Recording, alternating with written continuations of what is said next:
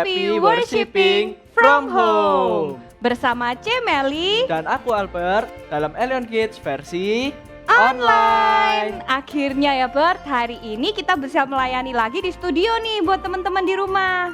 Iya C, lightingnya lebih bagus. Suara anak-anak sekitar rumah gak ikut kerekam C. Take video gak perlu tengah malam. Wah guys, segitunya loh ya upaya worship team buat deliver the best worship content buat kalian. So, let us thank God. Dan yuk buat worship hari ini kita berdoa dulu. Tuhan, terima kasih untuk berkat dan penyertaan-Mu hingga hari ini kami bisa beribadah kembali secara online. Kiranya Tuhan yang siapkan hati setiap dari kami, Tuhan yang mampukan kami untuk bisa memahami dan menerima firman-Mu, dan Tuhan yang mampukan kami untuk bisa memuji dan memuliakan nama-Mu dengan sungguh-sungguh. Tuhan yang pimpin ibadah ini dari awal hingga akhir. Dalam nama Tuhan kami Yesus Kristus, kami berdoa dan mengucap syukur. Amin.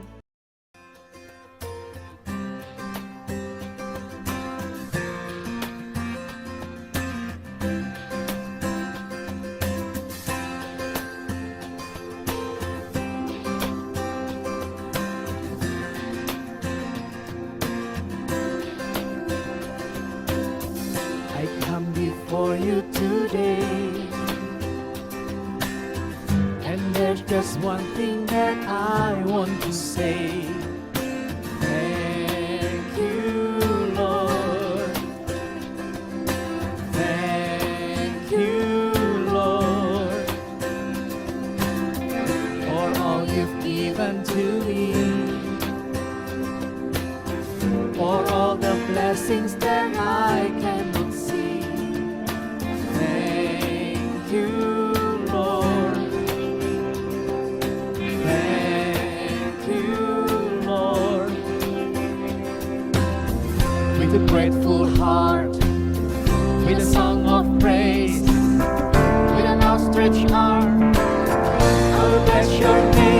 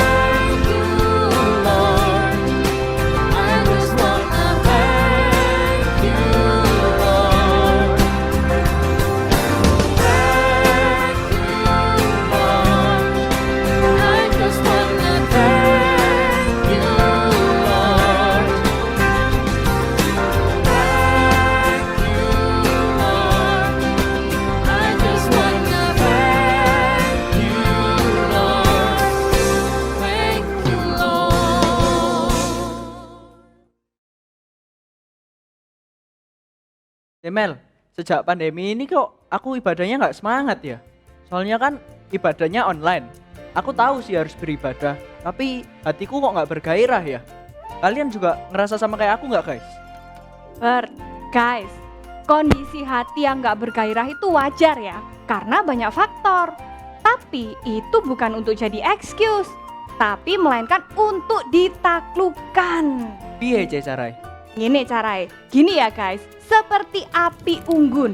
Kalau kayu bakarnya diambil, dipisahkan dari apinya, pasti awalnya tetap nyala, tapi dia akan padam. Kenapa? Kena angin, kena air, atau semata-mata bara apinya redup. Gimana supaya menyala lagi? Taruh kayu itu ke dalam api unggunnya lagi. Jadi aku udah nyalain api unggun buat online worship, Ceh. Iya. Oh ya enggak lah ya Gaya. Maksudnya supaya apinya menyala, jangan pisahkan diri dari komunitas yang sama-sama cinta Tuhan. Ayo guys, join Zoom Sekolah Minggu After Worship. Komunitas ini adalah anugerah Tuhan untuk menolong kita senantiasa membara di dalam Tuhan. Oh, I see. Guys, aku mau lakuin ini. Kamu juga ya. Ayo kita terhubung dengan Allah yang adalah sumber kuatku.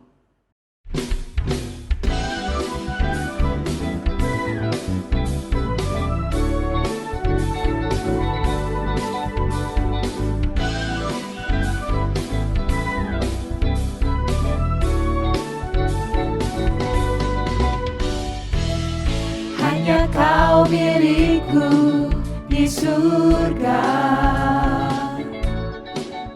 Tiada yang ku ingini di bumi, hanya kau.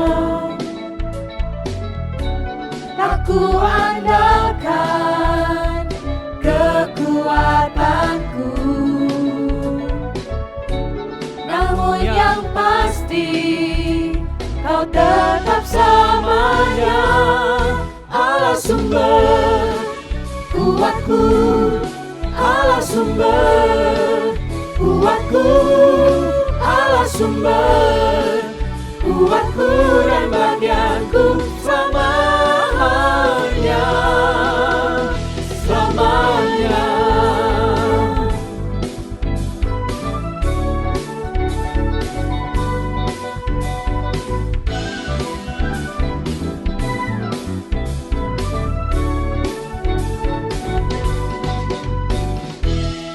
Hanya kau milikku di surga.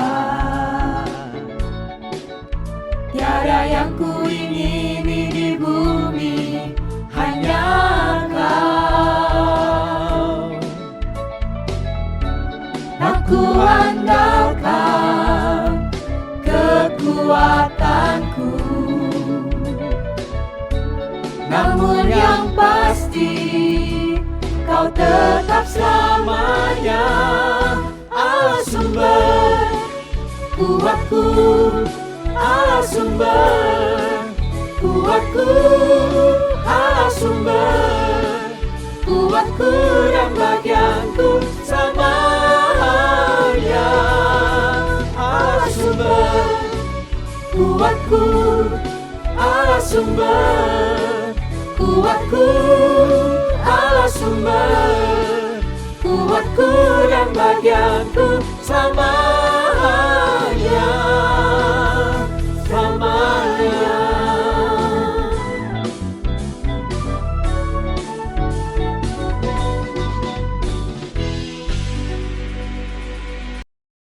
Demel, aku punya 1001 pertanyaan. Pertanyaan apa, Bet? Coba satu dulu ya. Kalau cocok baru 1000 lainnya. Kayak jualan aja, Ceh.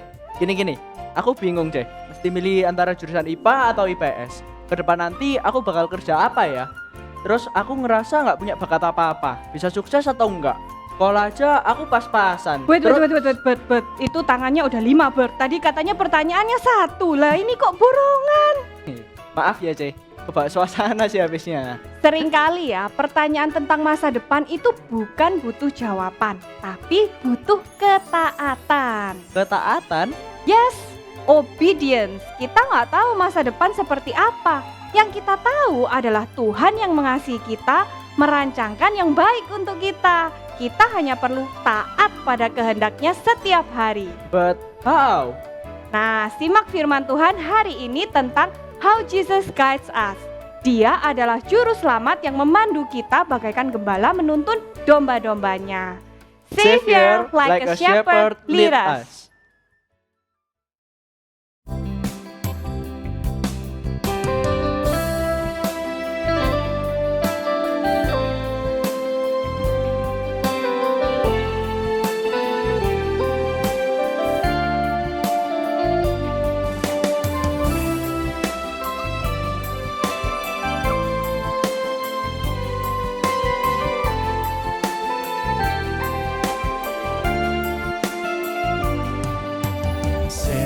Savior, like a shepherd, lead us. Much we need thy tender care. In thy passion pastures feed us. For our use thy folds prepare. Blessed Jesus, blessed Jesus, thou hast bowed us thine we are. Blessed Jesus, blessed Jesus, thou hast bowed us thine we are.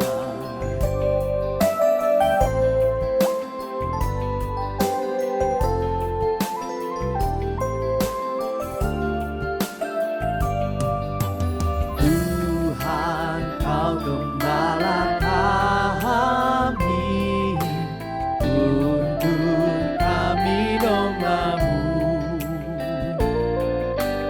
Bila kami menikmati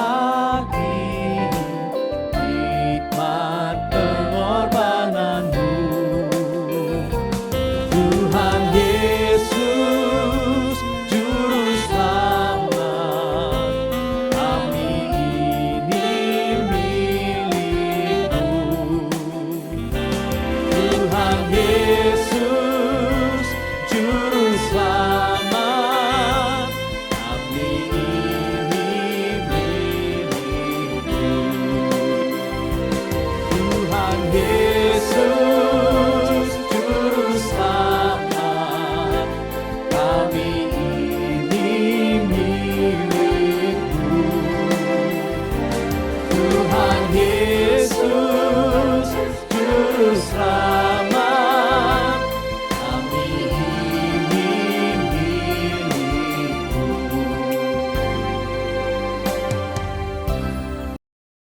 Halo, shalom guys. Apa kabarmu di rumah? Puji Tuhan, PPKM sudah semakin turun level dan akhirnya kita bisa ibadah tetap secara online ya. Tapi kita tetap punya alasan untuk bersyukur kepada Tuhan ya. Nah, hari ini kita akan merenungkan firman Tuhan, kita akan cari tahu tentang bagaimana sih cara Tuhan memandu kamu mengambil keputusan yang tepat. Yuk kita berdoa terlebih dahulu. Bapa di surga, kami memohon agar firman-Mu ini akan sungguh bukan saja ngasih tahu kami, tapi menolong kami sungguh-sungguh mau Tuhan pandu. Karena pimpinan-Mu dan panduan-Mu itulah yang terbaik buat hidup kami. Kami menyambut firman Tuhan ini dengan hati terbuka di dalam nama Tuhan Yesus. Amin. Oke guys, hari ini Koko mau minta tolong dulu nih. Sebelum kita bicara tentang bagaimana membedakan mana kehendak Tuhan dan mana bukan, tolong bantu Koko untuk lihat gambar berikut ini. Dan kamu bantu untuk Koko discern. Bedakan, mana ini sepatu merek Isabel Marant. Kamu pasti belum pernah dengar ya, Koko juga belum pernah. Tapi tolong deh, kalau kita belum pernah tahu kan, sepatu Isabel Marant itu seperti apa nih? Seperti ini nih. Sekarang kamu bantu beda ini. Dua gambar ini adalah tipe yang sama, merek yang sama, tapi ternyata yang satu itu KW, yang satu asli. Ayo, mana yang KW, mana yang asli? Apakah yang putih gading atau yang warna krem? Saya bedain? Ayo, tebak-tebak. Mungkin gambarnya, mungkin bentuknya, mungkin ada tempelan mereknya. Nah, kalau kamu dan Koko belum pernah tahu merek ini, maka kita susah dong ya. Mau bedain mana sih yang ori, mana sih yang KW.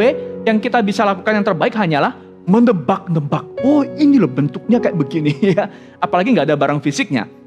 Nah, untuk bisa membedakan mana yang asli dan mana yang KW, kita sebenarnya butuh satu syarat yang utama, yaitu pengetahuan tentang seperti apa sih barang yang ori itu, supaya kita bisa membedakan mana yang palsu. Nah, Koko pernah punya pengalaman buruk nih soal membeli sepatu.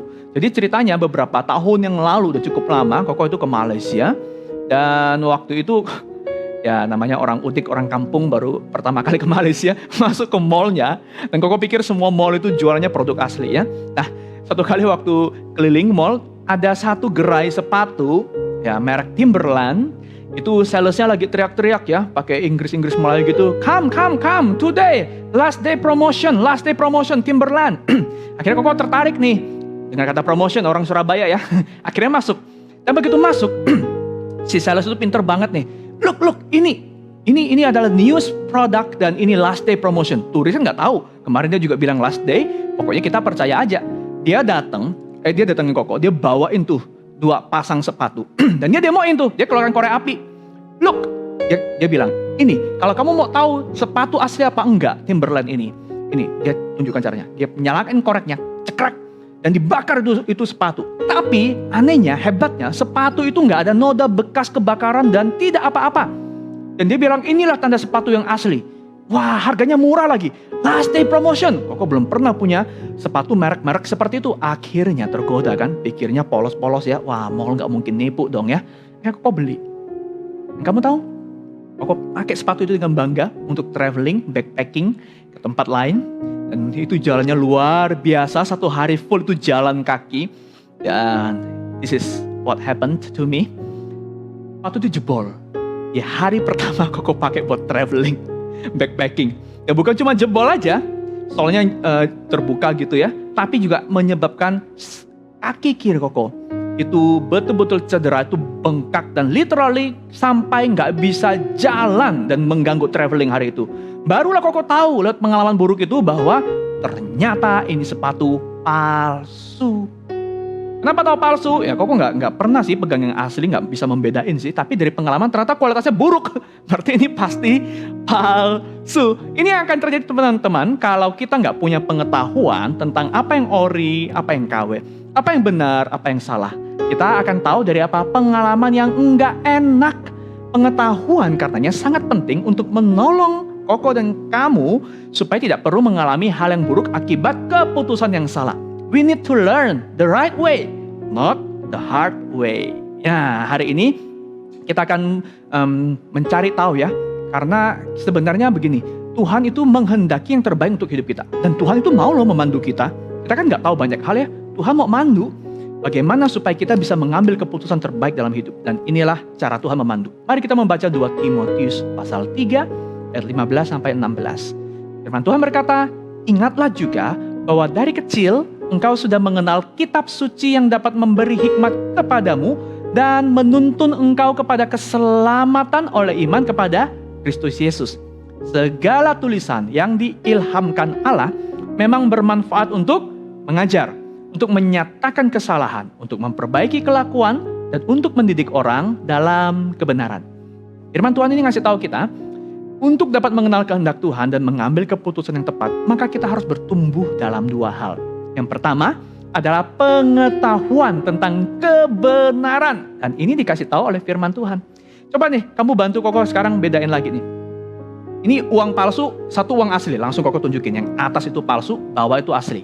Nah, sekarang kamu bisa nggak bedain uang cepeceng ini, 100.000. Bagaimana kamu tahu yang atas itu palsu, yang bawah itu asli?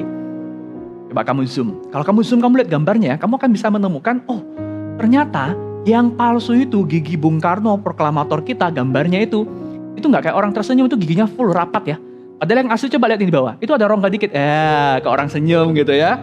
Nah itu salah satu tuh dari gambarnya tuh, kalau kamu bisa temukan bedanya. Ada lagi nggak yang bisa kamu temuin?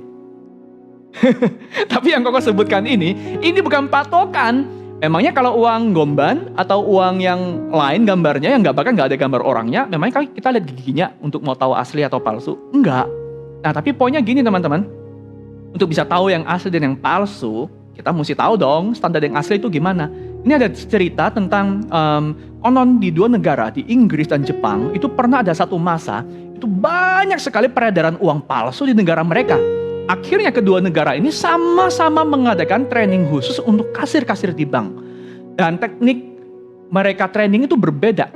Nah setelah training sekian lama, ternyata yang di Inggris ya, jumlah uang palsu yang beredar itu masih cukup tinggi. Agak menurun sih, tapi tetap ada. Sementara di Jepang, jumlah uang palsu yang beredar itu menurun drastis. Tinggal sedikit sekali. Dan apa yang membedakan? Ternyata, negara Inggris itu training para kasir di bank dengan cara mereka mengumpulkan semua varian uang palsu yang pernah mereka tahu. Lalu mereka minta semua kasir di bank harus meraba, harus mengenali, melihat gambar-gambar, dan bedakan dengan uang asli. Lihat, teliti semua uang-uang palsu varian itu seperti apa aja. Nah, sementara kalau di Jepang, trainingnya adalah begini. Selama berminggu-minggu, semua kasir di bank itu cuma meraba, memegang, melihat hanya uang asli, bukan uang palsu. Uang asli dipegang, dicium, diraba gitu ya. Sampai mereka hafal uang asli itu seperti apa. Dan ternyata yang lebih efektif itu apa? Yang mengenal yang asli. Karena kalau kita ya mau cari tahu yang palsu, ya nggak akan pernah ada habisnya. Orang selalu bisa bikin varian yang palsu dan kita tidak mungkin tahu segala sesuatu. Yang kita perlu tahu cuma seperti apa sih yang asli. Begitu kita tahu yang asli, mau modifikasi palsu seperti apapun, kita bisa membedakan. Nah, training ini membuat para kasir itu punya kepekaan tentang uang yang asli tanpa perlu tahu apa aja sih yang palsu. Nah, lesson learned buat kita dari cerita ini adalah, teman-teman, hanya kalau kita tahu isi hati Tuhan, siapa itu Tuhan, maka dia yang tahu segalanya bukan? Kita akan tahu bagaimana membuat keputusan yang benar. Karena kita minimal kenal Tuhan dari dua hal. Satu, apa sih yang Tuhan mau dari diri kita berdasarkan karakternya. Karakter Tuhan ya. Tuhan seneng gak sih? Tuhan berkenan gak sih kalau aku milih ini? Kalau kita lagi bingung mau memutuskan sesuatu, kita tanya, what would Jesus do if he were in my situation? Misalnya, kamu lagi bergaul, kamu punya teman-teman itu toxic, itu beracun, itu kasih kamu bad influence. Misalnya ya, mereka tuh suka mesoan, ngomong kotor, ngomong jorok, ngomong kasar gitu ya. Kalau kamu ikut ngomong kasar, ngomong jorok, rasanya kamu tuh wow, kamu tuh part of them. Tapi dalam hatimu yang paling dalam kamu tahu kan, omongan seperti itu nggak pantas. Dan this is not your identity gitu ya. Tapi ya itulah teman-temanmu. Kalau kamu mau diterima, kamu harus jadi seperti mereka. Dalam hatimu kamu pengen diterima. Tapi di sisi lain kamu tahu ini sangat salah. Polosan, nyontek atau kasih contekan. Nah, kamu bakal stay atau reject community ini. Kalau kamu bingung, aduh yang mana, sebenarnya bukan kamu nggak tahu sih. Kamu kalau tahu Tuhan itu senang apa enggak, kamu bakal bisa decide. I will reject. Kamu hari ini buka HP di mana-mana, apalagi yang pria ya. Porn itu di mana-mana, pornografi. Kamu tinggal klik bisa muncul iklan yang random karena itu kata kunci yang sering orang pakai. Kamu nggak maksud search itu tiba-tiba bisa muncul. Tapi kamu klik sekali, kamu akan masuk ke dalamnya. Kalau kamu tahu karakter Tuhan, what would Jesus do? Maka kamu akan bisa berkata, I will reject this. Karena kamu tahu karakter Tuhan. Tuhan gak suka ini. Nah, yang kedua, pengetahuan apa yang kita perlu miliki, kita akan perlu mengetahui ya, keadaan dan potensi yang Tuhan taruh di hidup kita. Misalnya kalau kamu bingung ya, aduh aku sekolah apa ya, pilih jurusan IPA atau IPS, atau bahasa. Sekolah masak, seni, ekonomi, kedokteran, di dalam atau di luar negeri. Ayo, gimana cara memutuskannya? Kamu memutuskannya dengan melihat banyak hal yang Tuhan taruh di hidupmu. Kondisi ekonomimu, passionmu, setelah kamu berusaha, mungkin ekonomimu nggak kuat, kamu berjuang, kamu cari beasiswa, bisa apply nggak? Kalau masuk, kamu berjuang sekalipun nggak punya finansial yang kuat, mungkin itu adalah tanda. Kamu bisa berjuang. Tapi sekalipun kamu punya uang yang banyak, tapi kamu nggak punya passion, dan sekalipun itu katanya ladang basah, nanti masa depanmu, kerjaanmu, uangmu bisa banyak kalau ke sekolah ini. Nah, kamu perlu tanya Tuhan, apakah memang ini potensiku? Aku punya passion nggak? Semua orang suruh aku masuk ini, tapi betulkah ini yang Tuhan mau buat aku? Kamu bisa tahu dari mengenal karakter Tuhan, tahu Tuhan itu seperti apa sih? Dan apakah ini adalah keadaan dan potensi yang Tuhan taruh di hidupku? Nah, sehingga sekalipun banyak hal di dunia ini bilang, it will bring you joy, blessing, and fun. Tapi kalau kamu tahu karakter Tuhan, dan kamu tahu panggilan lewat potensi yang Tuhan titipkan, keadaan hidup yang Tuhan berikan, kamu bisa tahu in fact, banyak hal yang bisa bilang kamu loh sekolah ini, kamu loh lakukan ini, kamu tuh dapat blessing, kamu tuh bisa dapat joy, it's fun. In fact, they don't. They don't give you that. They are fake. Kenapa? Karena the true blessing itu comes from the truth. Bahwa di dalam Yesus lah, hanya Yesus yang tahu apa sih blessing, joy, and fun yang sejati buat kamu dan Koko. The real salvation is in what Christ wants you to live. Nah, kalau kamu mau tahu bagaimana mengambil keputusan yang tepat, ayo pertama, cari tahu tentang kebenaran, yaitu tentang siapa itu Tuhan, karakternya, dan apa yang dia taruh di hidupmu. Nah, yang kedua, supaya kita bisa tahu kehendak Tuhan dan memutuskan dengan tepat, kita perlu Tuhan didik lewat pengalaman hidup. Pengalaman hidup yang sekalipun kita nggak tahu banyak hal, tapi kita mau cuma taat. Nah tadi 2 Timotius bilang ya, kitab suci itu ngasih kamu hikmat dan nuntun kamu kepada keselamatan oleh iman kepada Yesus Kristus. Jadi bukan cuma ngasih tahu pengetahuan tentang kebenaran. Apa bedanya? Ada hal-hal yang kita cuma butuh pengetahuan ya, supaya kita bisa mengambil keputusan dengan tepat. Kalau kok misalnya sakit, aduh sakit kepala nih guys, aduh gimana ya, minum apa ya supaya sembuh ya? Kamu bisa rekomendasi obat nggak? Oke, kamu bisa sebutin obat apa? Oke, sebutin merek nggak apa-apa deh. Panadol, apalagi? Paramex, Hexagrip, Bodrex ya. Nah, karena kamu tahu jenis obatnya apa, itu bisa nolong koko untuk sembuh dari sakit kepala. Tapi celakanya, dalam hidup itu, gak semua hal itu seperti ini kan. Gak ada kan ayat Alkitab yang ngasih kepada kita resep. Atau ngasih tahu kepada kita secara tertulis, kitab apa, pasal berapa, tentang kita harus sekolah apa habis ini. Sekolah di mana? Ayo. Tambah les apa enggak? Berhenti les piano enggak?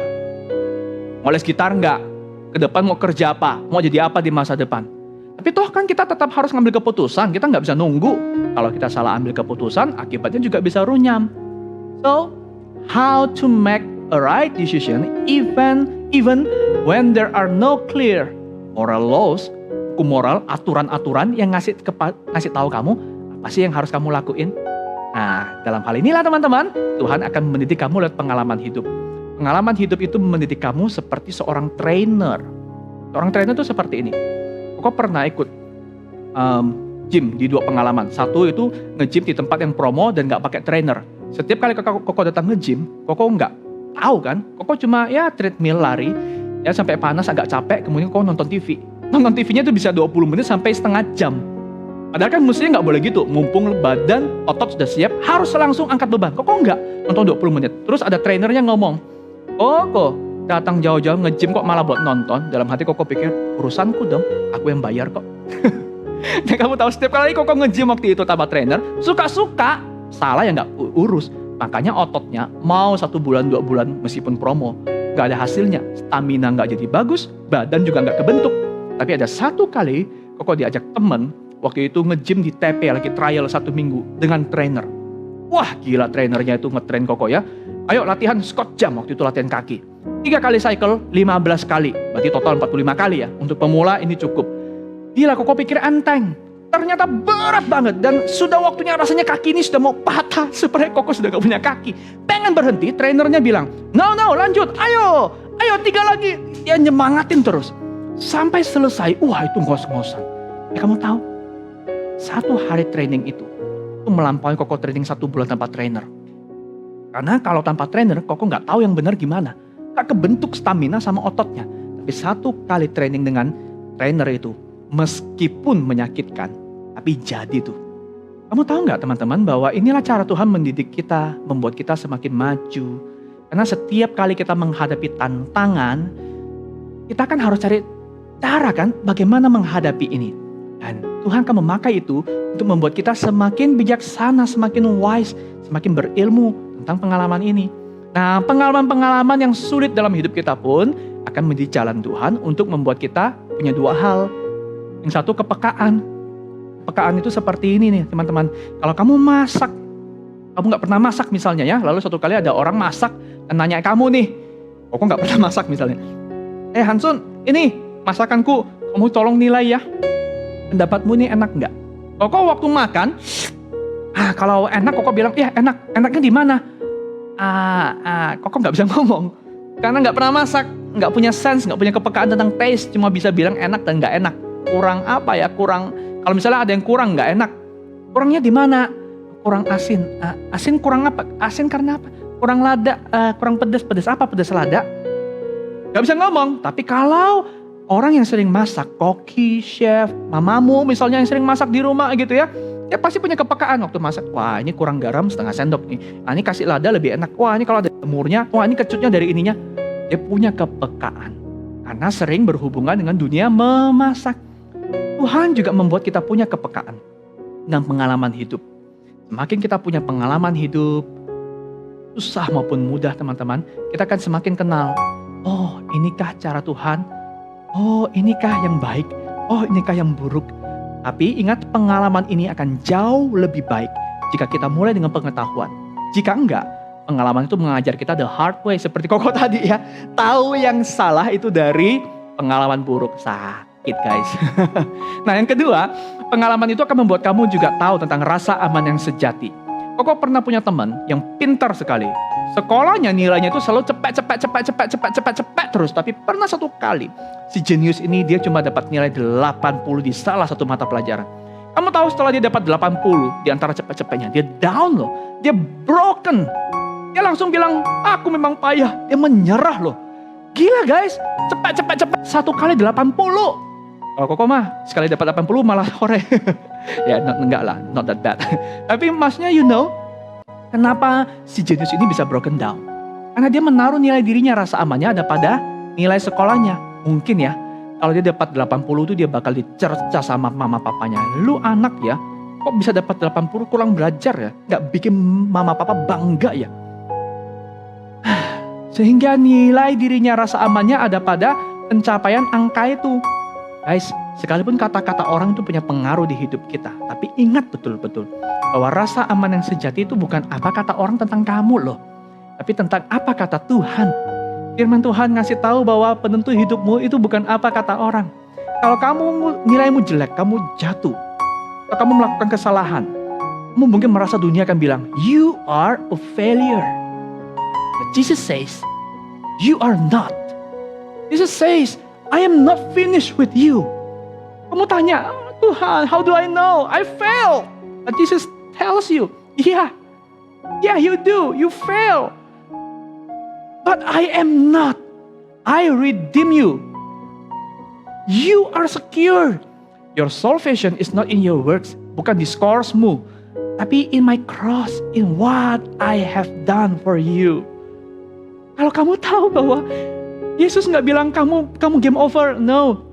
Yesus malah bilang, I'm not finished with you. Aku belum selesai dengan kamu. Aku akan menjadikan kegagalanmu hari ini sebagai bekal untuk masa depan yang akan datang. Then, kamu akan punya kekuatan untuk move on dan maju lagi karena kamu merasa aman. Yesus belum selesai dengan kamu. Guys, this is how Jesus guides you. He will help you grow in His words by learning Bible and trained in real life experiences. He wants to guide you. Pertanyaannya adalah, will you accept His invitation? Mau gak kamu terima undangannya? Yesus mau memimpin kamu dengan pengetahuan tentang kebenaran dan pengalaman-pengalaman hidup yang mendewasakan. Guys, renungkan 2 hal ini yuk. Apa yang kamu pelajari dari firman Tuhan hari ini tentang cara Tuhan memandu hidupmu? Dan yang kedua, apa wujud ketaatanmu pada firman Tuhan yang mau kamu aplikasikan dalam hidupmu? Mau gak kamu cari tahu pengetahuan tentang kebenaran? Dan mau gak kamu melihat hidupmu itu penuh dengan pimpinan Tuhan sekalipun sulit? Yuk kita berdoa. Tuhan Yesus, berkati kami. Supaya kalau kami harus mengambil banyak keputusan, kami tahu. Kami memang tidak banyak tahu tentang segala sesuatu. Tapi kami cuma perlu tahu satu saja. Tentang siapa itu Tuhan, karaktermu, rencanamu yang indah. Dan kami mau melihat semua pengalaman hidup itu sebagai didikan Tuhan. Kami mau taat saja. Sekalipun kami tidak tahu dan tidak mengerti. Berkati teman-teman di rumah Tuhan, mereka pasti harus mengambil banyak keputusan di depan. Tentang sekolah, tentang masa depan. Oh Tuhan, tuntun mereka. Dalam nama Tuhan Yesus kami mengucap syukur dan berdoa. Amin.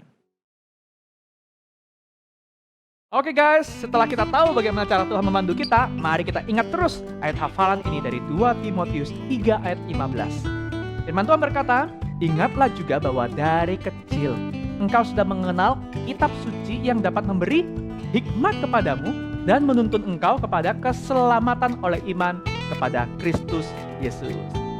Ayo buka hati kita untuk Tuhan Yesus pandu. Dan sekarang waktu kita memberikan persembahan, ayo siapkan persembahanmu teman-teman, kumpulkan. Dan kamu bisa transfer secara digital ke rekening gereja. Atau kalau kamu memang mengumpulkan secara fisik, tunai ya. Kamu betul-betul kumpulkan ya. Kumpulkan sungguh-sungguh, ini komitmenmu, persembahanmu kepada Tuhan. Waktu kita bisa bertemu lagi, kamu bawa semua persembahan ini untuk Tuhan. May God bless you.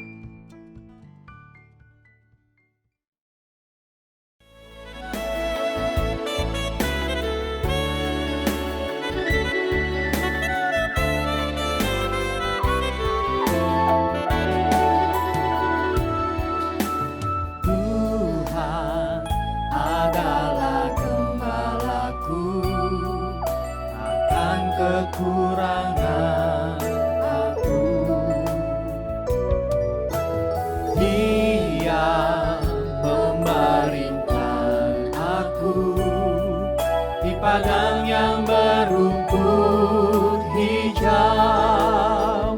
Dia membimbingku ke air yang tenang.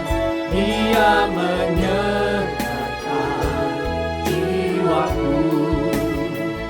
Dia menuntunku ke jalan yang benar. Oleh karena namanya, sekalipun aku berjalan dalam lembah kekelaman,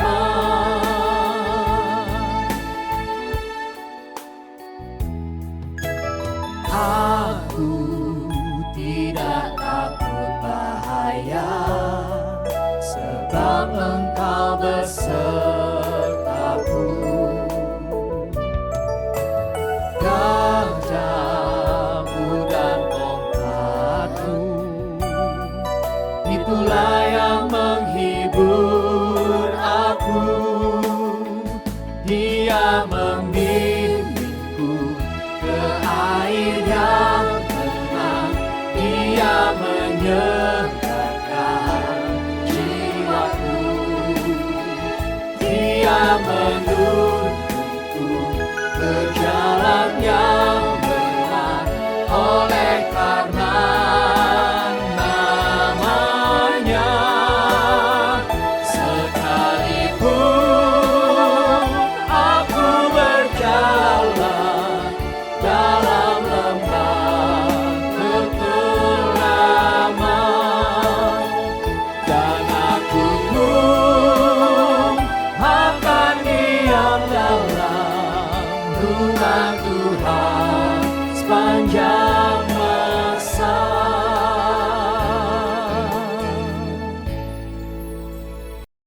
Nah, sudah jelas ya guys bahwa Tuhan Yesus memandu kamu melalui firman-Nya dan pengalaman hidupmu. Ketaatan pada firman-Nya di hidupmu sangat menentukan bagaimana kamu menjalaninya. Got it. Jadi meski aku dan kamu tidak tahu banyak hal tentang masa depan, kita bisa mengambil keputusan berdasarkan pengenalan kita kepada Tuhan dan diri sendiri ya guys. Yes, Jesus will guide you through His Holy Spirit. Let's run the right way ya guys. Nah, sampai di sini ya ibadah online kita hari ini. See you again next week di ibadah Elion Kids versi Online. Bye. Bye.